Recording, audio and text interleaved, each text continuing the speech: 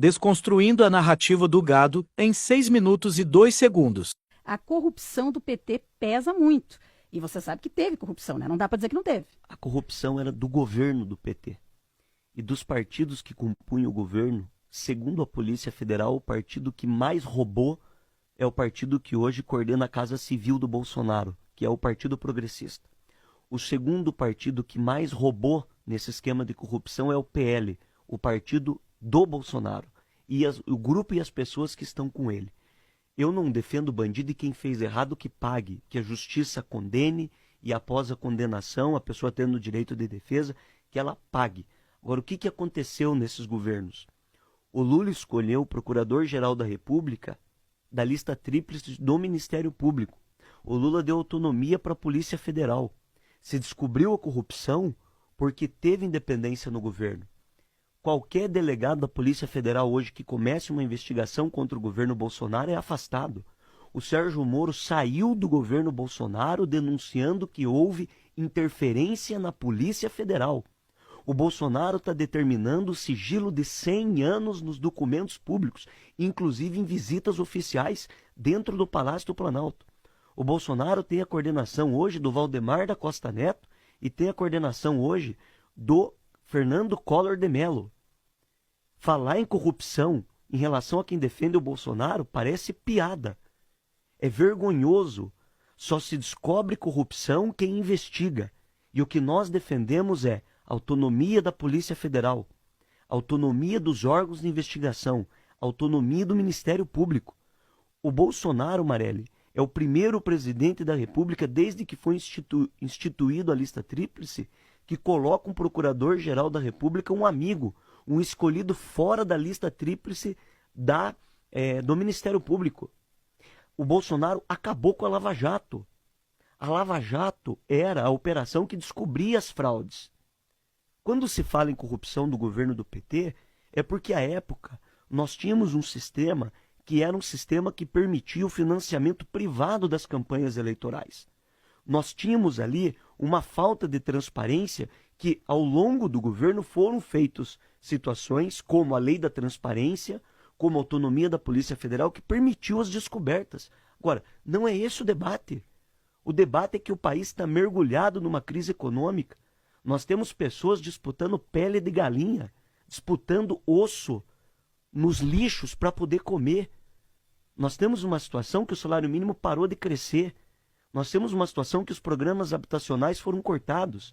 O Bolsonaro apresentou uma reforma da Previdência que queria cortar benefício BPC, que é o benefício de prestação continuada para criança deficiente. Olha a situação que está o nosso país. É uma situação que aprofundou a crise. Tudo bem o ricão está defendendo o Bolsonaro, eles ganharam muito dinheiro. Tudo bem o grande fazendeiro está defendendo o Bolsonaro, eu concordo, porque eles ganharam muito dinheiro. Agora, nós estamos falando da destruição da educação, da destruição da ciência, da destruição dos programas sociais. Nós estamos falando de um país que está sendo destruído internacionalmente. Bolsonaro faz a gente passar vergonha internacional. Bolsonaro acaba de cortar dinheiro da ciência e da educação para beneficiar aliados políticos. Eu sempre tive lado na política. Poderia estar fazendo um debate sobre outro candidato contra o Lula. Poderia não estar apoiando o Lula. Essa é a primeira eleição da minha vida que eu voto no Lula. Agora o debate é a decência contra o absurdo. E eu não poderia deixar de ter lado de posição, porque eu estou em Brasília. Fui o único deputado a representar Ponta Grossa nesses últimos 4 anos. Eu presidi a Comissão de Ciência e Tecnologia, que está tendo dinheiro cortado, e o nosso país está ficando no atraso. E eu não poderia aceitar uma situação como essa sem falar a verdade aqui para as pessoas. É uma eleição que, novamente, o teor do debate está indo para a mentira, para o ódio, para as redes sociais, para a falsidade do WhatsApp, para a falsidade do falso moralismo. É muito triste e perigoso. Eu tenho muito medo mesmo, o que o atraso do Bolsonaro pode trazer para o nosso país. E não é mais, Marelli, nenhuma questão de Lula e de PT, que eu tenho as minhas críticas e que eu acho que eles precisam ter uma autocrítica. A minha preocupação é uma preocupação sobre garantias institucionais. Bolsonaro, ele tem uma tendência truculenta, todo mundo sabe disso, autoritária, e hoje a candidatura do Lula vem recebendo apoios, inclusive de adversários históricos.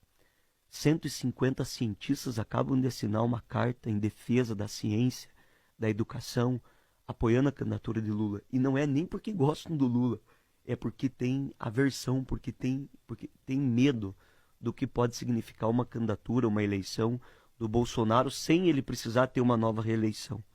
Esse mando, essa truculência, esse ódio, essa mentira, o corte em recursos importantes da área da educação, da área da ciência, da tecnologia, os absurdos cometidos sobre o governo dele, os problemas de corrupção e tantas outras coisas. Eu poderia falar aqui ponto a ponto.